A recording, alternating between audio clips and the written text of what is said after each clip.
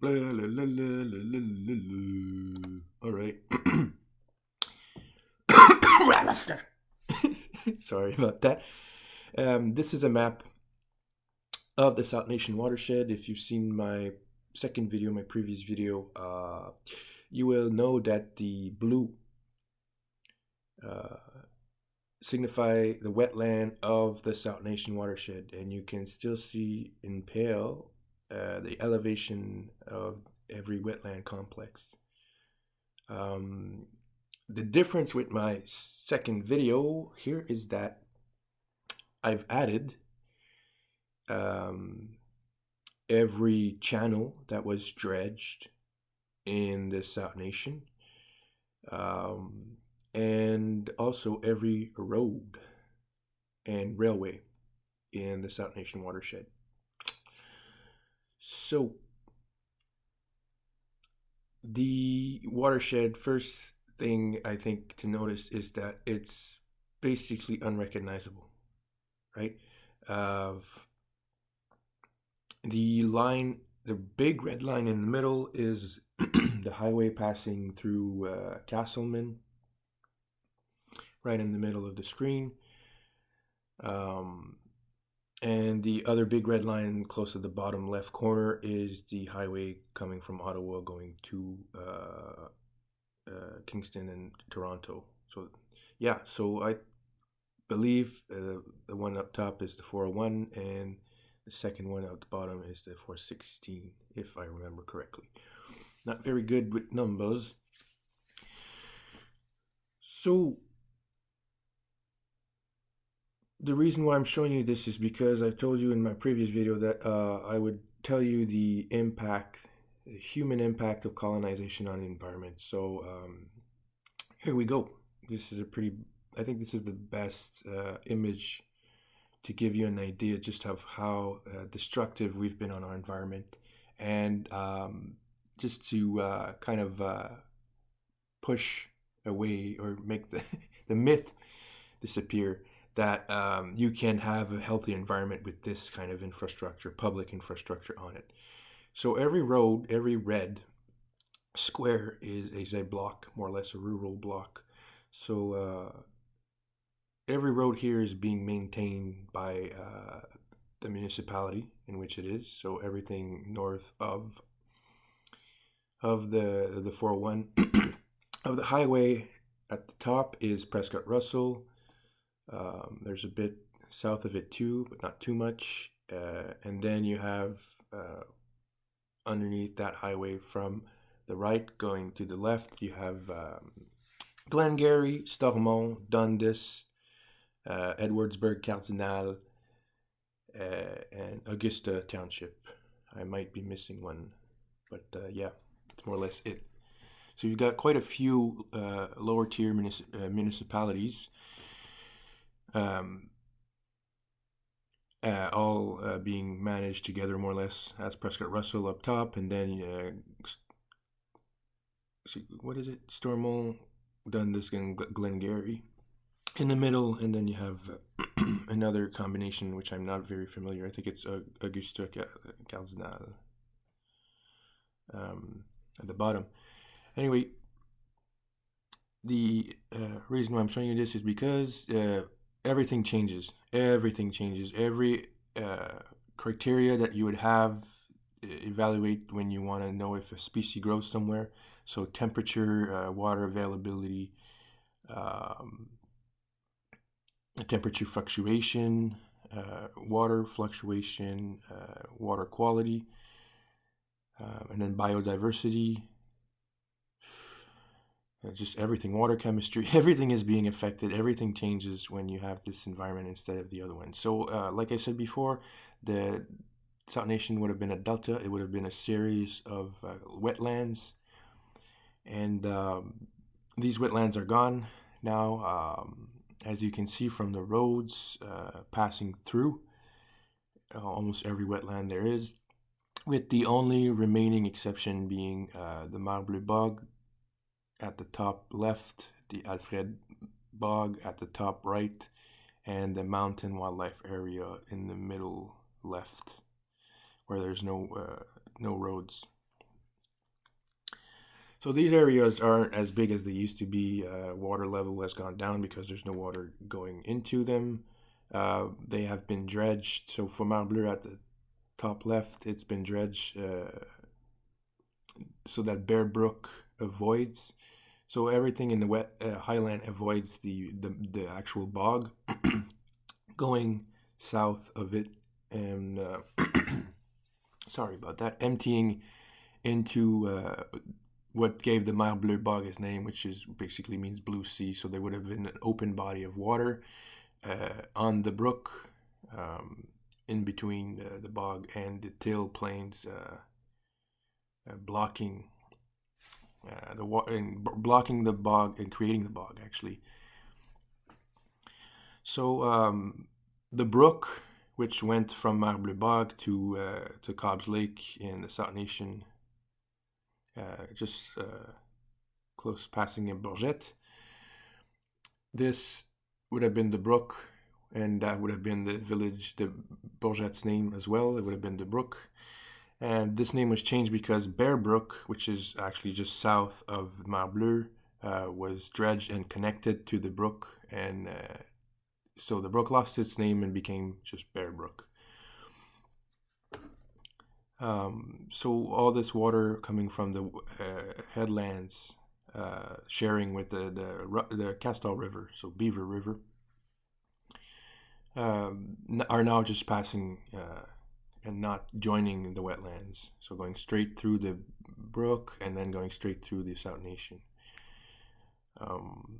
And of course, the same can be said of every wetland upriver, the 100 meter, 82 meter, 80 meter, 72 meter, everything that no longer exists now is just a channel through which water runs only when there is water precipitation, because there's no vegetation really holding any water in place, so that there is water in August and September where there's no rains. So every year for the past 100 years and more, there's been drought in the South Nation watershed in the end of summer and early fall. So drought is one of the common themes that you will find. Flooding is one of the common themes. So how can you have flooding and drought? So basically, because vegetation and wetland and beavers pond retain water for longer periods of time, it has the ability to act like a sponge. So when there's a lot of water, it absorbs a lot of water, and when there's no water, it lets go of that water that it already has absorbed. And so leveling the height, the water, leveling the water level. And this is no longer the case. You don't have any of these wetlands south of the Till Plains. You no longer have these wetlands up top of the high, the headlands and the bedrock and the sandy beaches. You no longer have any wetlands from Russell to Van Cleek Hill, south of the Prescott-Russell Sand Ridge, and you no longer have any wetlands connected from Mer Bleu to the Alfred Bog, which are more or less the 3 or 4 different wetland regions. So every road is its own highway. Every road is its own, how can I say this? Its own ecosystem. So a road has a few degrees hotter in the summer and a few degrees colder in the winter and at night, because the fact that air can flow on top of them and not be constrained by anything. No trees, no vegetation. And of course, there's no pockets of air being held in within the forests, and so buffering the same as the water level, buffering the extreme in temperatures, so less cold and less hot. And that's no longer the case. Of course, roads attract a lot of heat.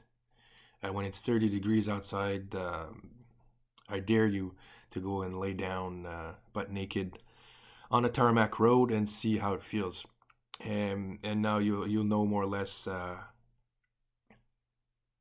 why why amphibians, like why not amphibians, reptiles, like turtles and snakes like to go and warm themselves, take a sun bath on roads, which is not very good because that's where we kill them. And that's another of the consequences of having so many pockets dividing the watershed like this, is the fact that every pocket has its own micro ecosystem of wildlife, and every road acts as more or less a soft barrier that increases the chance. Every time an animal crosses a road, it increases the chance that it's going to get killed with impunity, because we don't even stop. Just boom, oh, don't even think about it. Makes us blink and makes us feel bad for maybe 5 minutes. For some, for others, just don't even care. And so the heat, and of course, because of vehicle transportation, everything that's out of the watershed comes in at a furious pace. So every invasive species, and that's what's growing beside road, basically, because of the constant human alteration of roads and constant management of roads and cutting the grass on the side and applying pesticides. That's only good for invasive species. So the ecosystem alongside roads is basically its own ecosystem, foreign ecosystem. It has nothing to do with the environment. So if you see the amount of roads and if you see the amount of roadside, it almost equates to the amount of actually it surpasses the amount of wetlands and the amount of forest left. So you actually have more roadside than you have forest in cover area, right?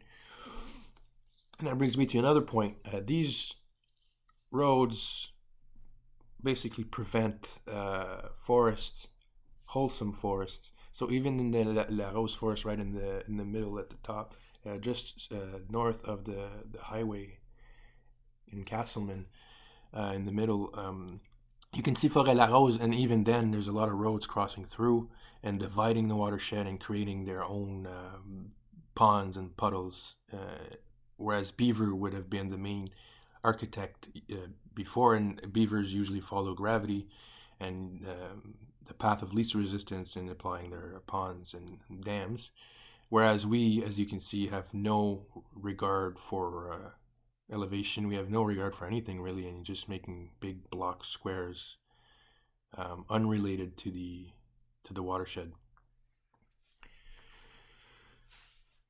And also, as you can see, there's a lot of it's not very whole. So every period of colonization has its own grid structure, which all coincide in the middle of the watershed right here because of the colonization coming from the St. Lawrence, the colonization coming from the Ottawa River, and meeting in the middle. So, yeah, it's not very organized infrastructure. It's a consequence of colonization. Nobody planned this. They just basically built in blocks coming from where they started. So this hasn't been planned by anyone. It's just kind of a result of successive colonization and successive colonization without taking into account anything that's natural or anything at all. And we can't see physiographic regions, you can't see elevation, you can't see where the wetlands would have been. I've marked them, otherwise you wouldn't see them. And the black is more or less the channels, like I said, that's been dredged. So this has the effect. So everywhere where the water, so the black line crosses the red line, is where roadway would mean waterway. So filling it with road salts, filling it with petroleum products, plastic, microplastic, and the chemicals that burn when tire is rubbed against asphalt and gravel. So these, by the way, tires are not rubber. Tire is a petroleum product. So there's a lot of chemicals emanating in the atmosphere and in the water and in the precipitation, because of all this these chemicals emanating from a car passing on the roadway. So in a few thousand and a few hundred thousands cars passing, it just exponentially increases the effect. So the areas around the highways are areas where there are exponentially more road salts, so magnesium salts, and just a mixture of road salts, really, that are making the surface water and even the bedrock water more salty, which is not good for water consumption. It deteriorates water quality. As you know, you can't drink salt water, right? You have to drink fresh water. And that's beside the point, because I would never drink from beside a highway or any roadway. And that's bringing me to another point, that every road in this watershed has a ditch beside it, creating its own hydrology and changing the pattern of water flow, and accentuating the fact that I've told that every square here is its own micro environment. So it has its own altered hydrology. It has its own altered temperature. It has its own altered wind and water flow. So there's nothing left that's the same. And then if you have one square, and if you consider that one square, the surrounding square has a higher temperature, has a higher water flow, has a higher wind flow, has more extreme temperatures. Now, if you add these all up together, you can see that the temperature would be changed drastically from this infrastructure. So you no longer have the same temperature. So what ecosystem is left? So you have about 30% of forests left in this watershed, and you have about 17% of, no, actually 25% of forest left, and about 15% of wetlands left in this watershed. So this has the effect of making it almost impossible for the remaining wildlife, which is about at under 30% of remaining biodiversity, judging by the provincial handbook, how much habitat is enough. So the province recommends 50%, and the absolute lowest that you can have in Ontario is 30%. And in Prescott-Russell, in South Nation watershed, we are at around 25% of forest cover, and even lower for wetlands. So it's about wetlands. It's about 30% of wetlands in the watershed, and we are about at 15%. So we're not even half. And of course, the South Nation Authority will congratulate themselves for the work that they're doing right now, which is not much.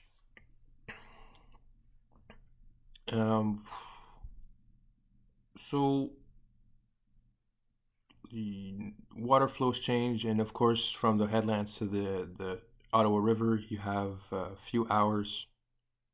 The water takes about a few hours from the headlands to the mouth of the river, whereas it would have taken a few days, weeks, if not months, before colonization.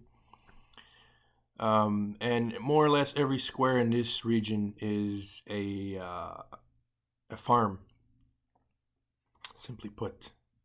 And you have less and less farms, so there's maybe a few dozens of farms now left, and that own all of this about 4,000 square kilometers of land. Oh boy! So there's not a lot of biodiversity in the economy as well. So you got Castleman in the middle. You got Russell, which is pretty big. Actually, Russell, I think, is the biggest village aside from Ottawa at the top left. You've got Clarence, Rockland at the top as well, which is pretty big, 24,000 people. And then, yeah, that's it. You have more or less rural villages besides that. Embrun, Castleman, Nine Click Hill is just on the top right. You don't see it. Got Curran, got Vars, Limoges, which are growing pretty fast because of Ottawa. So, what else could I say? Oh, yes. So, the erosion because of this is extreme. There's been a few landslides since the 1800s till today, from Castleman to Bourget et Thiville. A few big landslides, because I'll have drone videos. I'll show you later in photos. I'll show you later of the extreme amount of erosion that is still taking place in the South Nation and South Indian Creek and the Bear Brook Creek, or Bear Brook, not a Brook Creek is kind of redundant. Scotch Creek, Scotch River, Moose Creek, and the two creeks closer to the Alfred Bog, which have been extensively dredged to go around the bog. So the Alfred Bog would have been the lung, the main lung, more or less, of the South Nation, through which all the water in the South Nation had to touch eventually before going to Jessups Falls or at Tucka Creek. And this area, every creek that was in contact with the Alfred Bog has been dredged to avoid the bog. So now only precipitation water is being able to fill the bog. And of course, because of the dredging that has split the bog in a few pieces, you have a lot of evergreens, fir trees growing where there would have traditionally been only peat and larch. And this forest would have burned periodically, so that the peat and the larch would have been the most dominant for the last 7,000 years. The Alfred Bog is about a third of its size and disappearing. It's changing from a peat bog to just a fir evergreen forest. The same can be said of the Mer Bleu Bog, and what is left for it's about a third of what it used to be. And the mountain wildlife area is about half of what it used to be, but because the water level is not the same, it's not really a bog. It's more of a forest, a wet forest nowadays. The area where there would have been open wetlands are the area, of course, that have been dredged the most. So you had to divide the wetlands so that the distributaries will no longer work. So you have one main channel where you can float lumber down and you can float wheat down on a steam ferry. So you can ship them back to England because that's why the South Nation was destroyed. That's why the South Nation was destroyed, is because the lumber needed to be shipped back to Britain, first to make boats so you could fight Napoleon, and then second, you destroy the rest of the forest, of course, to have lumber mill, grist mill working. That makes American loyalists, so British American businessmen moving in the region after the War of Independence. In the United States, so they make a big profit out of the grist and lumber mills, and when those no longer work because you no longer have any forest left, the businessmen move on, and the poor workers, laborers are left with no economy. So that's the story, more or less, in a nutshell, of the South Nation. So rich people move in, rape the land, and then they move out when there's no longer anything left to rape. So when there's no longer any forest, it changes to farming, staple cropping. So you send the wheat back to England to feed the disenfranchised peasants that are now gathering in the cities and crowding the cities and causing huge epidemics all throughout the 17 and 1800s. So you need a lot of food to feed these people, and of course you send some of them here. The least desirable ones, so Welsh, Scottish, Irish, anyone that you don't want in England, you send here, and then whatever is left, you basically make them work in factories under horrible conditions. So the British government and the British aristocracy and the new bourgeoisie, being horrible to their own people And this necessitates that their colonies follow, and the people in their colonies follow the same path. So French Canadians famously told that they were savages and, well, not savages, just too stupid and ignorant to establish this kind of industry. So since French Canadians it's mostly a self-sustainable livelihood, you can't have this big industry, and you can have these businessmen coming in and just making all the money and exploiting everyone. So that's very insulting to British loyalists and British American businessmen. And so you have the Durham report saying that the French Canadian needs to be assimilated because they're in the way of progress, which is basically enslaving the people to make a profit, enslaving the land to make a profit.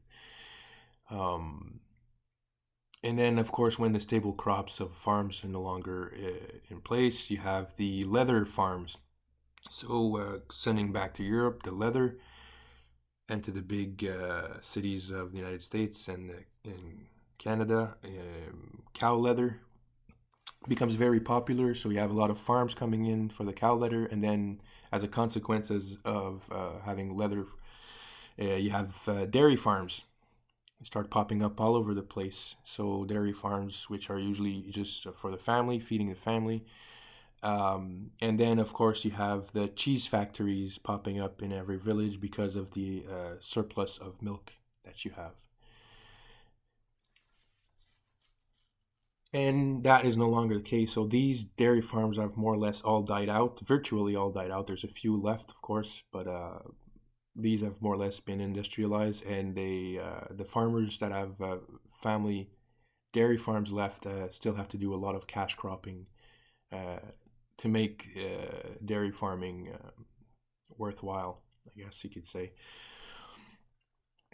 So there's no longer any sustenance cropping really in place. It's all cash crop, just as the forest was a cash crop, just as the wheat was a cash crop, just as the leather was a cash crop, and now soy and corn is the new cash crop. And of course, whatever forest has been brought back to avoid having deserts.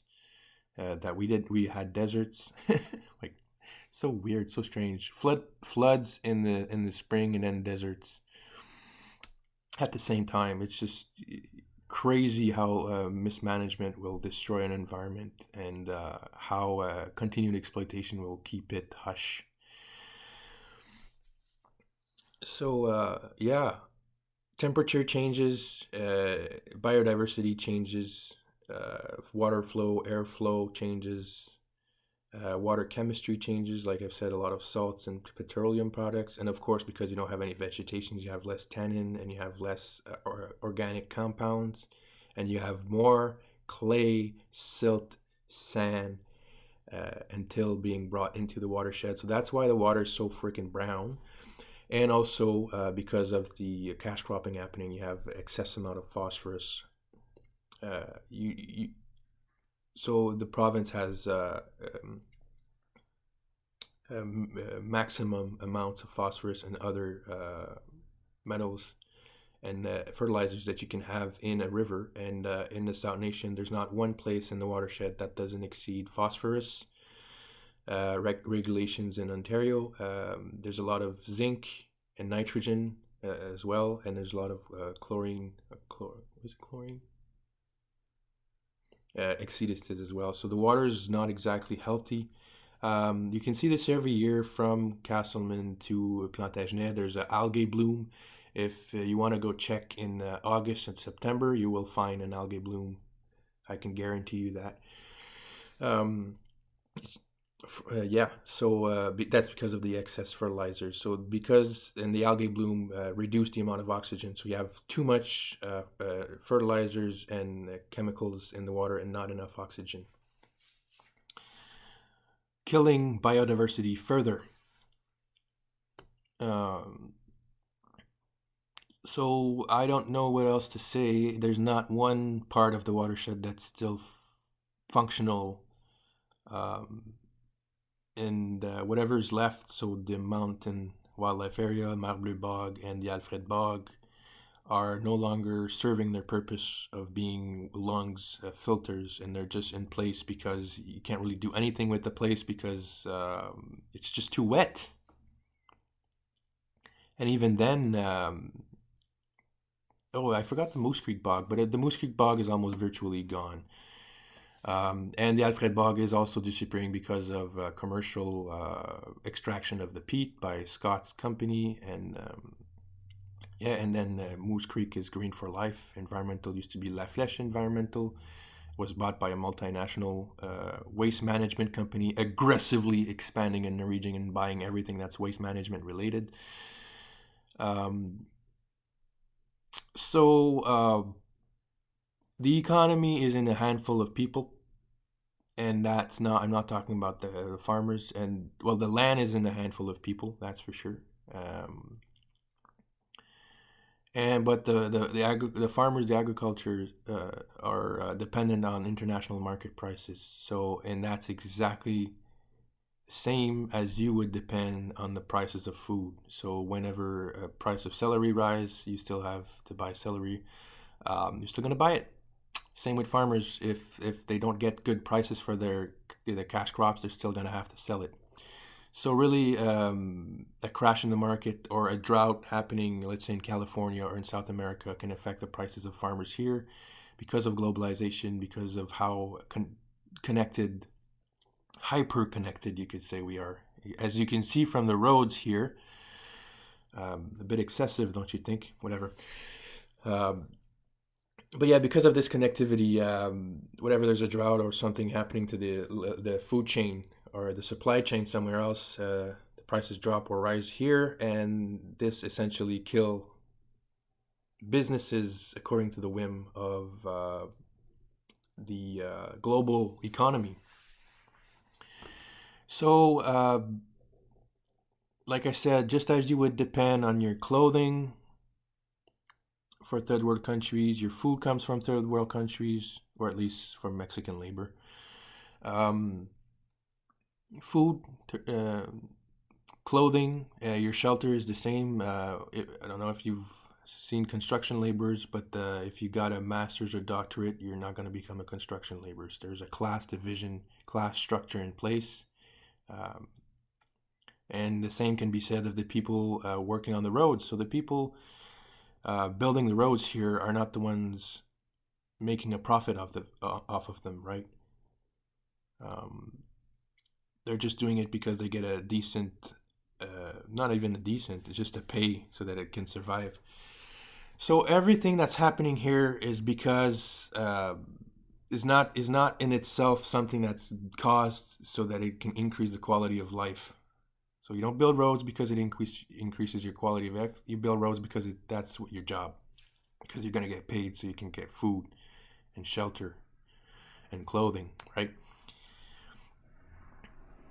And the same can be said for the entirety of the colonization of the area. So lumber, you're not doing it because you're profiting from it. You're doing it because you're getting a few coins from a rich man that's sending it back to Europe.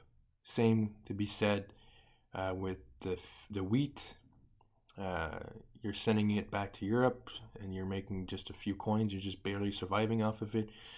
Same can be said of the leather industries and even the dairy farms and the cheese factories. You're not, so the dairy farm and cheese factories is a little bit of the exception here. So there's the beginning of it, but it didn't last long because as soon as you don't need leather anymore, the dairy farms and the cheese factories progressively start dying. Because of the rest of the economy is still staple cropping is still dependent on exploitation abroad and long distance logistics. So you can have more middlemen and more people profiting and parasitizing the producer. So what is there left of us to protect? So that's the question I have for you today. You want to protect your environment. You want to protect the remaining wetlands. You want to protect the remaining forests, but they no longer serve their purpose ecologically, or they're not even integrated in our economy. And the best that we can do is just look and take pictures, like the Alfred Bog and Mar Bleu. As they're disappearing, we go and walk and look at and say how look at how nice it is and how beautiful it is. But it's still not integrated in our politics and in our economy, in our social fabric. So my case in point is that these roads right here, the red that you see, is more important to you, to like short term. So right now, as you are right now, these roads are more important to you to keep you alive than your direct environment. So even though this could feed you and clothe and provide you with shelter and clothing and just purpose in life in general, um, you can't, because the network that the red lines that you see are now what we depend on, and we've been institutionalized to believe that these are more important and that we need a supermarket and that we need roads and infrastructure and public infrastructure and costly public infrastructure. So I don't know if I mentioned this, but this is taxpayer money. So you're the ones paying for this in red, right? From your salary. So, and these exist so that you can make a salary. So I'm gonna let that simmer, I think, a bit, just so you can digest the fact that you have to spend money. You have to take care, and your municipality has to take care of the fact that you're participating in an economy that doesn't take into account your local ecosystem. Case in point, look at it. There's no wetlands left. It's just channels being eroded into the clay, causing landslide and erosion. And environmental disasters of a large scale have already been happening since the beginning of colonization. And I don't know what it will take for us to realize that this is unsustainable. And there's a lot of noise that's being made because there's about a bunch of forests that are being, hundreds of acres that are being clear cut by foreign companies. Well, that shouldn't be a surprise. If you look at the history of the South Nation, the hundreds of years of colonization, it's never not been the case. and if you don't think so, and if you think that there was a point in the history of the South Nation where we protected our forests and wetlands, well, that's not the case, as you can see here. Because if you start looking at things as a whole, it's not enough to plant a few trees and keep this kind of infrastructure in place. We need better culverts. We need better bridges. We need roads not to act at their own as their own hydrology, permeable hydrology, as a barrier to wildlife, as a barrier, as a furnace in summer and as a refrigerator in winter, and just a means for us to add chemicals, unwanted chemicals, and pollute our environment to the point where this environment will no longer be livable. And I can assure you that chronic disease is already a factor in the South Nation watershed. It's just not being reported, just because everybody that's supposed to be caring for the welfare of this watershed and caring for the welfare of the people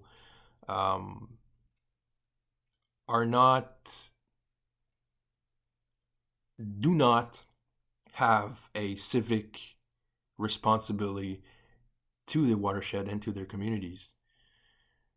So if I'm talking about doctors, I'm talking about police, I'm talking about politicians, councillors, mayors, anybody that's in a position to see systematically how we treat the environment and how people act towards the environment and how people act towards each other within our communities, they are in a position to say, I know what's going on and we should do something about it. But these positions, just like these people, just like everybody else, is only in it for pay, more so to the point where it's becoming more important for us to have a dollar bill, than the tree beside us keeping the air filtered, and the wetlands keeping the air filtered, and the wildlife in place that make it possible for us to actually be alive in this location. So there will come a point in the near future where our environment will no longer be livable. So whether it's the air because of the forest fires, because of the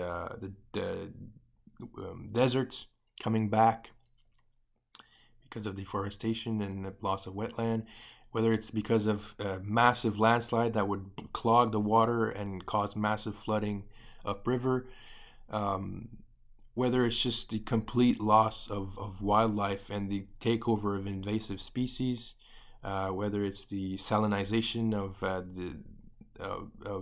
because of road salts and pesticides and chemicals and causing nothing to grow in our region.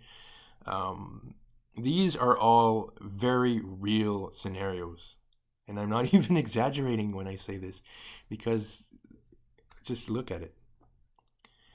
Anyway, those are some of the consequences of how disconnected we are to our watershed, and how disconnected is our watershed is just in between the different blocks that we've created. So I think that's the key word. I think I'll leave you with: disconnect. So is it more important to go to the supermarket and have food provided to you by Mexican or third world labor? Food, same. Shelter, same. Or should you put a little bit more responsibility on yourself and take care more of your own sustainability, and take care of your neighbor and of your direct environment, which is also your neighbor, in a way that we can maybe avoid total catastrophe, right?